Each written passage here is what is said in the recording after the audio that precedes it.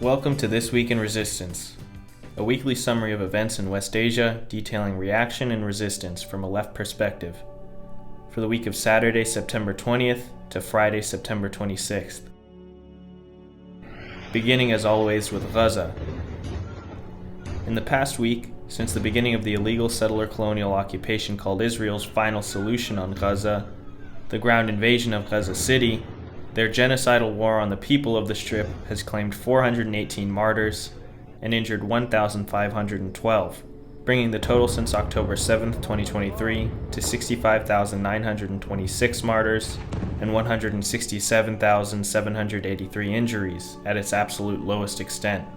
At dawn on September 23rd, the Palestinian Mujahideen movement reported the death of one of their field commanders, Mohammed Hajjaj, or Ab Hamza, along with several of his family members when the Israeli Occupation Forces, or IOF, targeted them in a strike. On the 24th, the armed wing of the Islamic Resistance Movement, or Hamas, the Martyr Izz-ad-Din al-Qassam Brigades, or henceforth al-Qassam Brigades, issued a warning to the IOF, quote, "As you were warned previously, the more you expand the scope of your criminal operations in the city of Gaza, the greater the danger to your prisoners. Retreat immediately," end quote. And on the 26th, occupation media reported that Beit Hanun in northern Gaza is now 100% destroyed. Footage depicts the demolition of the last standing buildings. Keep in mind that this demolition is done by private contractors for profit, and possibly the most naked example of capitalism in the age of imperialism's death spiral, which turns even destruction into a source of profit. Now to actions reported by the resistance in Gaza over the past week. On Saturday, September 20th, occupation media reported that several injured occupation soldiers were evacuated by helicopters. Fighters from al-Qassam Brigade sniped an IOF soldier in the Sheikh Radwan neighborhood of Gaza City, and another medevac helicopter was spotted carrying them away. Later, they reported another sniping operation where an IOF soldier was directly hit south of Jabalia. And the Martyr Omar al-Qassam forces, the armed wing of the Democratic Front for the Liberation of Palestine, a Marxist-Leninist resistance group, reported an attack with an IED in southern Gaza. On Sunday, September 21st, occupation media reported that 2 rockets were launched from Jabalia, which the IOF claims they have complete control over, towards occupied Ashdod. While the occupation claims one was intercepted and the other landed in an open area, photo and video have revealed that at least one of the rockets struck a building. The attack was later claimed by the armed wing of Palestinian Islamic Jihad, Sarai al-Quds. Security forces from the resistance in Gaza City publicly executed 3 men found guilty of being part of Yasser Abu Shabab's ISIS-linked occupation-backed collaborator gangs, involved in the looting of aid trucks and general crime in service of the genocidal occupation, with the leader of the execution saying, quote, "They betrayed the will and betrayed their people, and placed their hands in the hands of the occupation to kill their own people. The death penalty has been decided for these collaborators, and from here we say to every collaborator, especially the big agent, Yasser Abu Shabab, and the big agent Rami Homs, and the big agent Ahmed As-Sindi, you will kneel under the boots of the resistance and its rule," end quote. The crowd erupted into chants of "Greetings to the brigades, Izz-ad-Din." Occupation media also reported that the resistance killed an IOF major in southern Gaza City when they hit the tank he was in with an RPG. On Monday, September 22nd, fighters from al-Qassam Brigades targeted a Merkava tank with 2 Yasin 105 shells in the Tal al-Halwa neighborhood of Gaza City, raided a gathering of IOF soldiers and vehicles, clashing with them at point-blank range and inflicting casualties near Sheikh Radwan Pond, targeted 2 D9 military bulldozers with Yasin 105 shells northeast of Sheikh Radwan, and reported targeting a Merkava tank with a ground charge south of As-Sabra on the 19th. Sarai al-Quds shelled gatherings of IOF soldiers in Sheikh Radwan and Tal al-Halwa using 60 caliber mortars, and hit a Merkava tank with a tandem shell in Sheikh Radwan. Occupation media reported that an IOF officer was seriously injured in northern Gaza by fire by resistance fighters, and that 5 IOF soldiers were injured, with 1 in critical condition by an anti-tank shell in a separate incident. Finally, the IOF reported that a rocket was fired from Gaza City towards the militarized Gaza envelope settlement of Nahal Oz. On Tuesday, September 23rd, Al-Qassam Brigades heavily shelled IOF gatherings east of Gaza City with mortars and multiple Rajum 114mm rockets, destroyed a jeep belonging to Arab collaborators with the genocidal occupation using an explosive in Sheikh Radwan, killing those inside, and struck a Merkava tank with a Yasin 105 shell and a guerrilla action explosive device, as well as a D9 military bulldozer with a tandem shell, both in Ashati camp, west of Gaza City. Sarai al-Quds destroyed an IOF vehicle with an anti-armor explosive in Tal al-Halwa, and alongside the armed wing of the Popular Resistance Committees on Nasr Salahuddin brigades, they targeted a Merkava tank with an anti-armor shell in Sheikh Radwan, and the IOF reported that a major was killed in the fighting in Gaza City. Over the course of Wednesday, September 24th, the IOF admitted to the serious injury of a soldier and the death of at least 2 soldiers in fighting in northern Gaza, and on Thursday, September 25th, Nasr Salahuddin brigades reported detonating a pre-prepared explosive on a D9 military bulldozer behind Sheikh Radwan Pond at 11:25 a.m. Footage was also captured of resistance fighters launching a surface-to-air missile at an IOF helicopter. Occupation media reported a resistance ambush in which at least 3 injured IOF soldiers had to be evacuated by helicopter. And finally, Al-Qassam brigade struck a Merkava tank with 2 Yasin 105 shells, killing and wounding its crew in Tel al-Hawa. Moving to the West Bank in 1948 occupied Palestine, early in the morning on September 20th, the IOF abducted multiple people in Beit Umar, north of Al-Khalil, or Hebron, and invaded the area of Shuyukh al-Arub, also north of Al-Khalil, firing flares. Settlers grazed their sheep on indigenous Palestinian land in the village of Shalalat al-Auja, north of Ariha or Jericho, as they have done continuously for months at this point. Occupation forces closed the main entrance to the town of Yabad, west of Jenin. The IOF invaded Al-Bire, just east of Ramallah, the town of Jabba, south of Jenin, the town of Jit, west of Nablus, and Tubas City. Quds News Network reported clashes between residents of the town of Az-Zababdeh, south of Jenin, and the IOF, who fired live ammunition at youth there. The occupation forced Palestinian Bedouin families to dismantle their tents and agricultural pens, displacing them from their land on the outskirts of the village of Al-Luban Ash-Sharqiyya, south of Nablus. The IOF raided a home in Al-Farah camp, south of Tubas, and sealed off the main entrance. Continued aggression on Az-Zababdeh, invaded the village of Nabi Saleh, northwest of Ramallah, firing tear gas.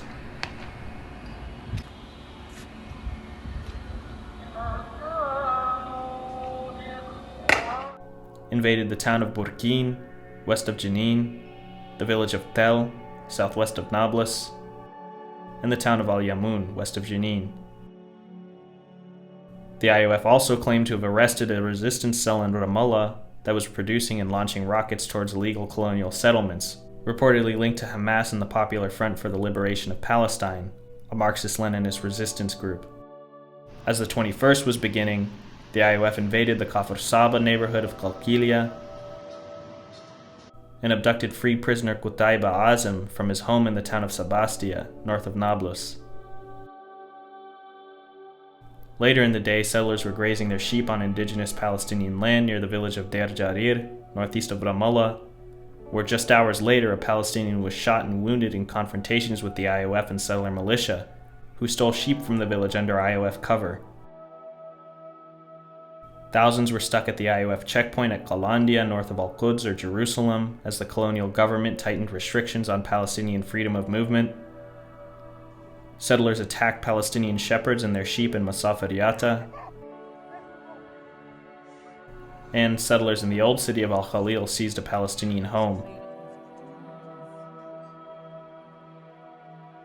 In the 22nd's early hours, the IOF abducted multiple Palestinians from their homes in Halhul, north of Al-Khalil, set a home on fire in Al-Mughayir, northeast of Ramallah, stormed Bir Zayt University near Ramallah, where they detained and assaulted university security personnel, spread leaflets threatening students in the school around the campus, and damaged multiple buildings.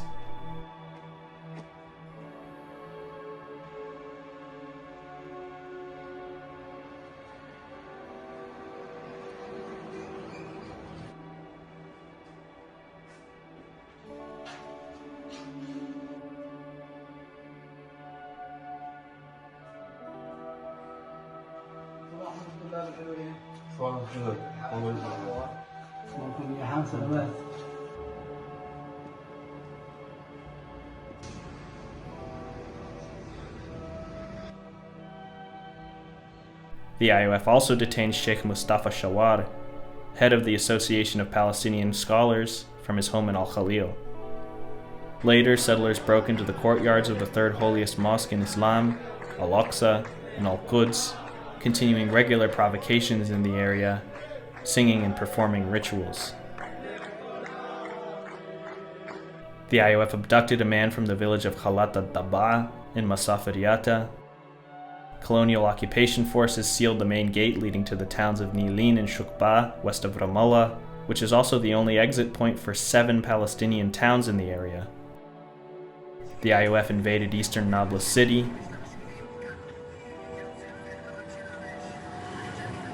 and a young settler grazed his sheep on Palestinian land in Masaferiyata, part of attempts to seize indigenous land through grazing, and demonstrating how settler colonialism involves even children in ethnic cleansing.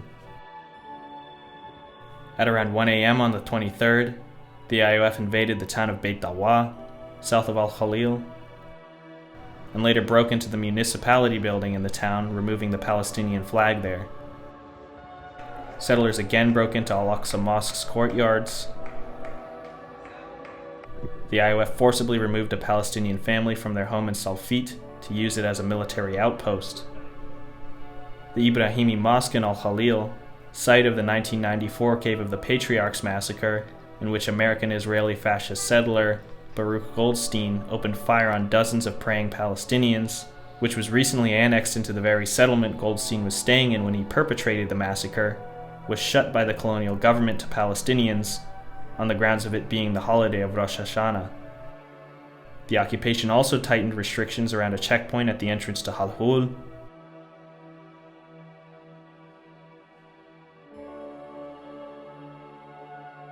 Lest we forget that the people of the West Bank in 1948 occupied Palestine have always stood in solidarity with Gaza, we insert here a video of a rally in Al-Khalil, which is emblematic of the near-weekly solidarity protests happening across the occupied territories. Later, the IOF invaded the town of Kafr Khalil, south of Nablus. Colonial police shut the main road to the neighborhood of Wadi Hilweh and the town of Silwan in the area of Al-Quds. The IOF set up on rooftops while invading Al-Fawar camp south of Al-Khalil. Detained multiple Palestinians in the city of Dura, also south of Al-Khalil, shutting down shops there.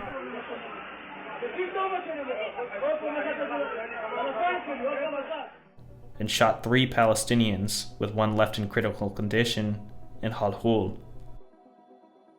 Settlers attacked the village of Burin, south of Nablus. Occupation forces set up in the village of Sarah, west of Nablus, and blocked vehicles at Beit Farik checkpoint east of Nablus. The colonial municipality in eastern occupied Al-Quds forced a man named Abd Mohammed al-Amsi to demolish his own home in Surbahir. Settlers shot and killed a man named Saeed Murad al-Nasan and injured multiple others in Al-Mughayir, which was subject to an IOF pogrom weeks ago. See episodes 6 and 7.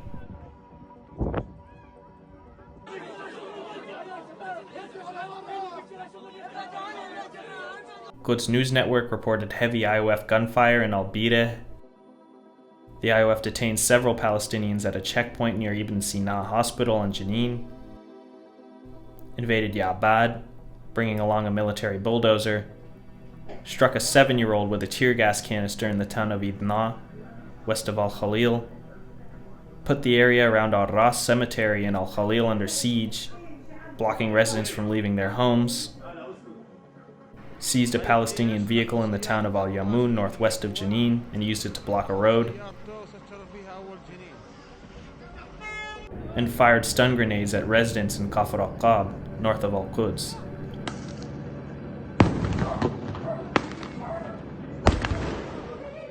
On the 24th, the IOF stopped several children from going to school in Al-Khalil and shot dead a 24-year-old Palestinian in the village of Anza, southwest of Jenin. Settlers again grazed their sheep on Palestinian land in Shalalat al-Auja. Settlers again broke into Al-Aqsa's courtyards under the pretext of celebrating Rosh Hashanah. And note that these incursions are always under heavy protection of colonial police and even often military forces. The indigenous residents of Al-Mughayir, mourning the murdered Saeed al-Nassan, were fired upon by settler militia. Settlers attacked the mayor of Beita, south of Nablus, in his car, damaging it.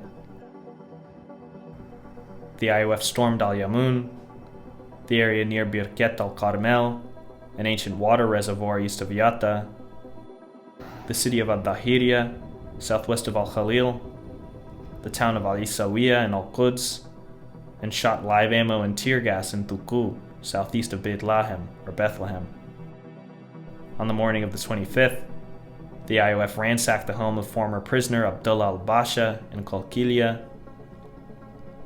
The colonial occupation carried out a demolition campaign targeting multiple homes in the village of Katana, northwest of Al-Quds. The IOF raided the home of journalist Yasir Jaradat in the town of Sair, northeast of Al-Khalil, abducting him, and ransacked a home in Al-Khalil city.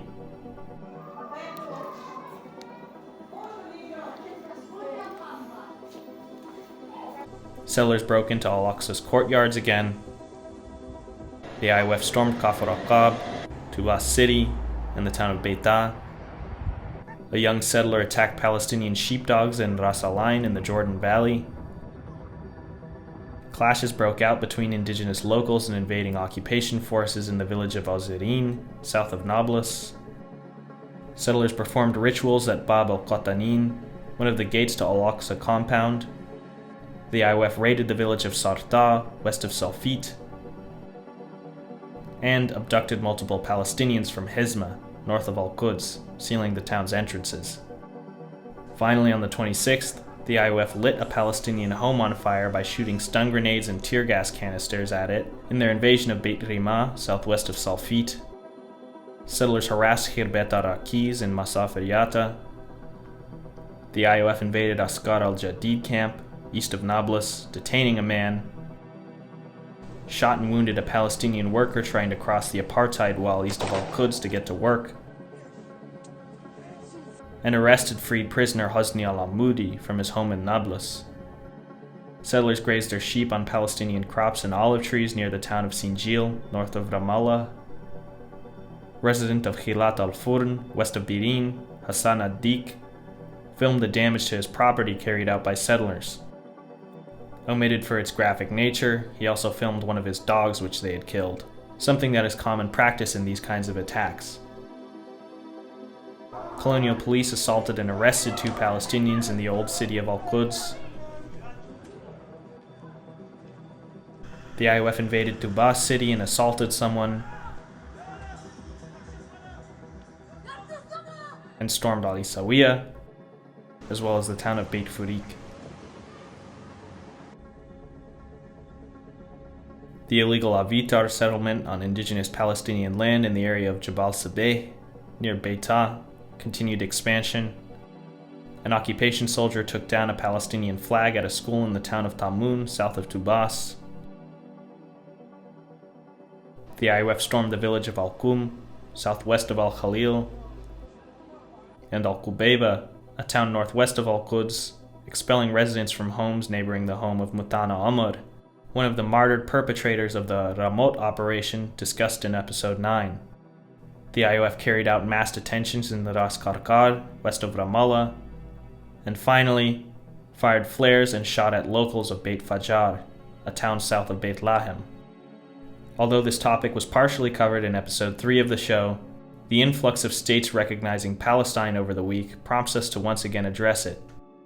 It must be said that this is in most cases a strategic deflection, designed to offset domestic pressure and stifle the Palestinian resistance in the cause of Palestinian national liberation from genocidal settler colonialism. If these governments, which to be clear are all bourgeois dictatorships, actually wanted Palestinian liberation, or even simply the Palestinian right to self-determination as they say, they would put Israel under complete blockade, demand an end to the genocide, and work towards its abolition and the prosecution of those responsible for and complicit in the genocide since at least 1948. The state being recognized is a Bantustan, a colonial puppet headed by its capo Mahmoud Abbas, who, calling into the UN General Assembly as the United States would not let him into the country, said that, quote, "We do not want an armed state," end quote. That Palestine does not want or need an army or air force, at the same time as he calls for the failed two-state solution, which would leave this unarmed Palestine at the whims of a state still bloated with the funding and weapons from the world's preeminent empire, and whose core and founding ideology is predicated on the complete extermination or subjugation of the Palestinian people. Although make no mistake, were this Palestinian state armed, or even more powerful than Israel, the situation would remain the same. The Palestinian cause would be no less justified, and still the only solution to the problem would be the abolition of that genocidal settler colonial occupation. Further indicting the performative recognitions were nations like Saudi Arabia, Spain, the UK, and France, launching this week an initiative to support the so-called Palestinian Authority, headed by Mahmoud Abbas, and setting plans to hold another conference to promote the two-state solution. We say again, if these states recognizing the so-called Palestinian Authority truly wanted the human rights of Palestine to be respected, they would listen to representatives of the Palestinian people. On September 25th, Hamas released a statement responding to Mahmoud Abbas's words at the UNGA, quote, "The Palestinian resistance is a national and moral responsibility that derives its legitimacy from our steadfast Palestinian people and their natural right to resist occupation, as affirmed by international laws and statutes. We absolutely reject the Palestinian Authority's president's alignment with the false Zionist narrative that attempts to distort it by accusing it of targeting civilians. All attempts to impose guardianship over our people and their will shall fail. We consider the Palestinian Authority president's assertion that Hamas will have no role in governance an infringement on our authentic Palestinian people's right to self-determination and to choose who governs them, and an unacceptable submission to external dictates and projects. We affirm that the weapon of resistance cannot be touched as long as the occupation remains on our land and in the hearts of our people. We denounce the Palestinian Authority president's demand for its surrender, especially in light of the brutal war of extermination our people in the Gaza Strip are subjected to, and the savage crimes and aggressions committed by armed settlers in the occupation army against unarmed civilians in the occupied West Bank. The only way to protect our national cause and confront the fascist occupation's projects aimed at exterminating and displacing our people in Gaza, annexing the West Bank, and Judaizing Al-Quds and Al-Aqsa is national unity and consensus on a comprehensive struggle program in the face of the criminal Zionist occupation, until the aspirations of our people for liberation and return are achieved and the Palestinian state with Al-Quds as its capital is established." End quote. With that, we'll move to acts of resistance in the West Bank over the past week. On Saturday, September 20th, at 8:50 p.m., Al-Yamoun Company of the Jenin Brigade of Sarai al-Quds confirmed that they targeted IOF vehicles with intense gunfire in the Grand Mosque axis, and their engineering unit detonated a Sigil 2 guided explosive against a Namr troop carrier in the same area, achieving confirmed hits. On Monday, September 22nd, the IOF published a video of their soldiers in an ambush by resistance forces in Jenin camp.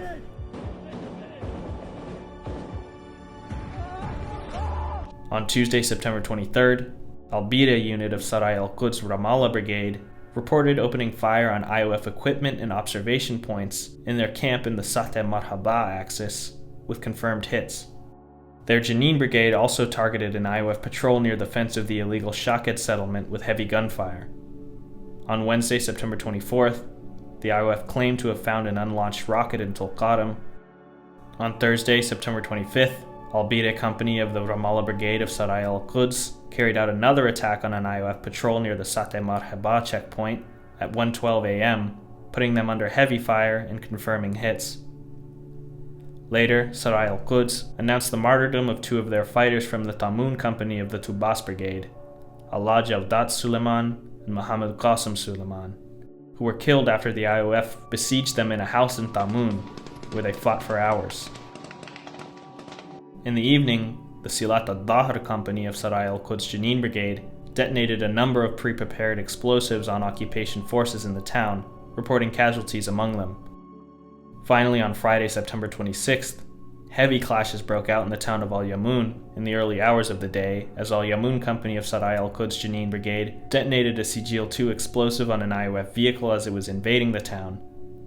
Fighters from the Jenin Brigade of the Fatah-aligned al-Asifa forces then joined those from Sarai al-Quds in engaging the IOF in fierce clashes, firing directly on infantry forces and vehicles, confirming hits. Sarai al-Quds fighters continued on to detonate a pre-prepared explosive on a Namud IOF vehicle, and continued engaging the invading forces with direct fire. Later, they reported that they were able to trap 5 IOF soldiers in a complex ambush, and when they fled, fighters detonated a Sigil-2 explosive on them, injuring at least one. Finally, Sarai al-Quds Tulqaram Brigade reported that at 10:33 a.m. that day, they detonated a pre-prepared Shuja-1 explosive on a military bulldozer in occupied Nur Shams camp, which has been under sustained aggression for more than 200 days, putting it out of service. With that, we move to Syria, where on September 20th, the Syrian Democratic Forces, or SDF, carried out retaliatory strikes against Syrian government positions in eastern Halab, or Aleppo province, reportedly responding to a drone strike on one of their positions in Deir Hafid. The Defense Ministry of the Syrian government, led by Mohammed al-Jalani, former ISIS commander, and dominated by his former al-Qaeda affiliate Hayat Tahrir al-Sham, or HTS, claimed, as they have with all such clashes that have broken out between the two sides recently, that the SDF initiated the fighting. In fact, they went beyond denying that they shelled a village under SDF control in Halab, Umtina, saying that the SDF themselves shelled it. They went on to claim that the SDF shelled the villages of Tel Maaz, Al-Sa, and Kayarieh, all in the vicinity of Deir Hafir, at 6:20 p.m. The Syrian Observatory for Human Rights, or SOHR, for their part, reported that HTS-affiliated fighters carried out the strikes on Umtina, which killed at least 7 civilians, comprising 2 children and 5 women. The SDF claims the government was deliberately striking civilian homes. Also on the 20th, the settler colonial occupation continued incursions in the southeastern Syrian countryside, setting up a checkpoint in the village of Ma'ariya, and sending a force towards the villages of Kuwaya and Abdin, all close to each other in Daraa province. And in Quneitra province, 5 IOF vehicles entered As-Samdaniya Sharqiya and set up a checkpoint, and more soldiers and drone activity were reported in the area. On the 21st, the SOHR reported that 3 IOF vehicles entering the area of Kuwaya came under fire from unidentified gunmen. They returned fire and then withdrew to their base west of Ma'ariya and set up another checkpoint between the 2 villages. The SOHR also reported an IOF patrol moving around Tel al-Ahmar. On the evening of the 22nd, a 20-minute clash broke out between Asaish internal security forces of the SDF and HTS government fighters, leaving 3 HTS fighters injured and 1 dead after they reportedly attacked an Asaish checkpoint. The Asaish also reported shooting down a government drone. The fighting took place in Ashrafia, a northern neighborhood of Halab, and the injured government fighters were brought to a hospital in the adjacent neighborhood of Sheikh Maqsood. On September 24th, the SOHR reported that the HTS regime killed an SDF fighter in a suicide drone attack on a position near Deir Hafir and seriously wounded 4 children in the nearby village of Zubaydah when they shelled residential areas. Still, the SDF agreed to release the HTS army personnel who had invaded Ashrafia. The IOF also brought bulldozers, a tank, and military vehicles into the village of Rasam al-Halabi at 4 p.m. On the 25th, 5 SDF fighters were killed and 1 injured in an ISIS attack on a post in eastern Deir ez-Zur, but the SDF claims the assault was foiled and their control on the area remains. Al-Akhbar reported on the continued construction of a 70-kilometer road through the so-called demilitarized zone in southwest Syria, really directly controlled by the illegal occupation, with some sections extending east into supposedly sovereign Syrian territory. The colonial Israeli government claims it is a defensive barrier. On the same day, the IOF set up a checkpoint in central Quneitra. Finally, Mohammed al-Jalani's far-right NATO-backed government was coming close to finalizing a security agreement with the illegal occupation dictated by the US, when on the 26th, negotiations reportedly broke down over Israel's demands for control over a corridor into Sueda, where Gilani's government carried out sectarian massacres of the Druze population back in July, a conflict still simmering below the surface that Israel has done its best to co-opt since its initiation. On the 24th, Gilani stated that, quote, "We fear Israel," end quote, after saying that, quote, "If no security agreement is reached with Israel, instability will dominate the region," end quote. And while no official statements have been made about the breakdown or any indications towards renewed talks, the fact of the matter is still that Gilani is subservient to his imperialist masters, and there's little hope for a positive development in the matter, save from an external source welling up from the resistance of the conscious Syrian people.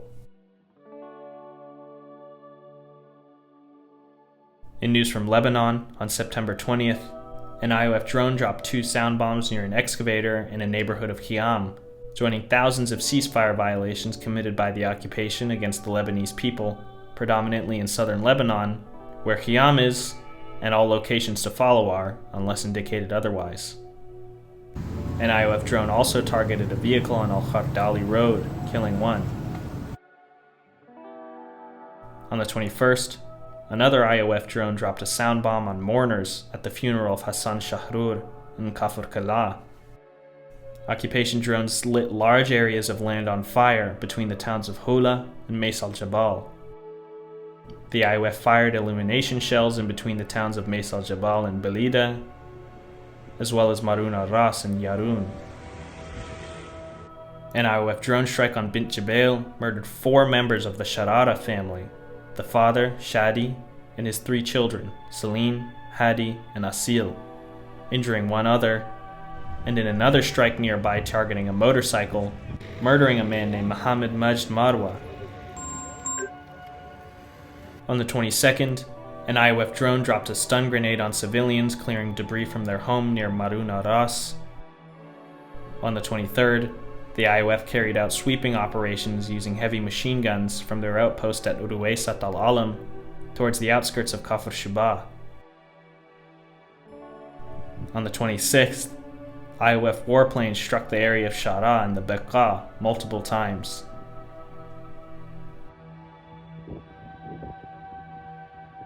And envoy of the genocidal American Empire, Tom Barrack, who has previously stirred controversy in Lebanon for calling Lebanese journalists animalistic, came out in an interview stating blatantly about the Lebanese armed forces that it's a good organization, it's well-meaning, but it's not well-equipped. Because who are they going to fight? Right? We don't want to arm them. We're going to arm them so they can fight Israel? I don't think so. So you're arming them so they can fight their own people, the Hezbollah. This comes as a part of the US-backed push to disarm the Lebanese resistance we have discussed over recent episodes. For instance, look to episode 4 for more information. Despite these inflammatory comments, Lebanese Prime Minister Nawaf Salam seemed more concerned with condemning the thousands that came out to begin mourning the 1-year anniversary of the martyrdom of Hezbollah leaders Hassan Nasrallah and Hashim Safi ad-Din, saying that, quote, "Today's events clearly violate the approval granted by the governor of Beirut to the organizers," end quote, and that he had, quote, "contacted the ministers of Interior, Justice, and Defense, urging them to take all necessary measures, including arresting those responsible and referring them for investigation so they face justice," end quote. Now to Yemen, where on the 22nd, the United Kingdom Maritime Trade Operations reported that a ship was targeted in the Gulf of Aden. On September 23rd, the Yemeni Armed Forces, or YAF, launched several drones at targets in Rashrash and Bir Sabah in occupied Palestine.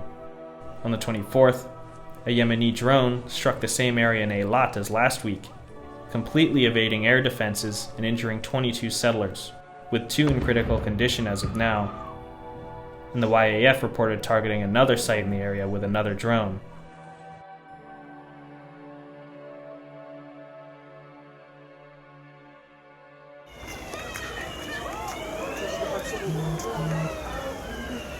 يو نودل نفل على عيد نفل على عيد انا نفل بدك على عيد.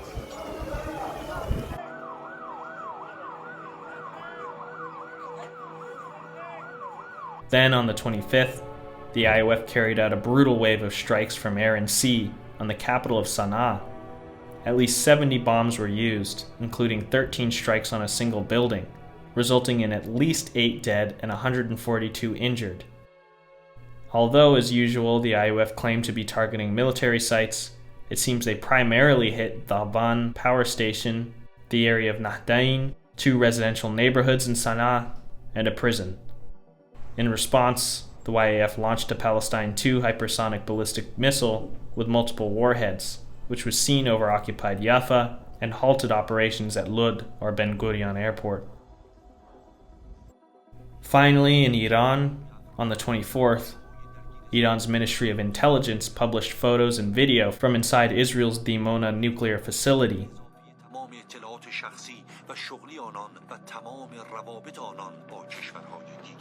اسناد گسترده از کمک رژیم آمریکا و برخی کشورهای اروپایی به برنامه تسلیحات اتمی صهیونیست‌ها و نیز سندهای همکاری محرمانه رژیم با چند کشور دیگر. And the intelligence minister, Ismail Khatib, said, quote, Netanyahu, instead of thinking about how to solve Iran's water crisis, think about how to increase the salary of your employees, many of whom cooperated with us in exchange for very small amounts of money, end quote. This show is simply a compilation and summary of the hard work of Al Akhbar, Quds News Network, Resistance News Network, The Cradle, Mint Press News, North Press Agency, and War Noir on Telegram. Their consistent reporting and analysis are the only reason this show is possible. Thank you for watching.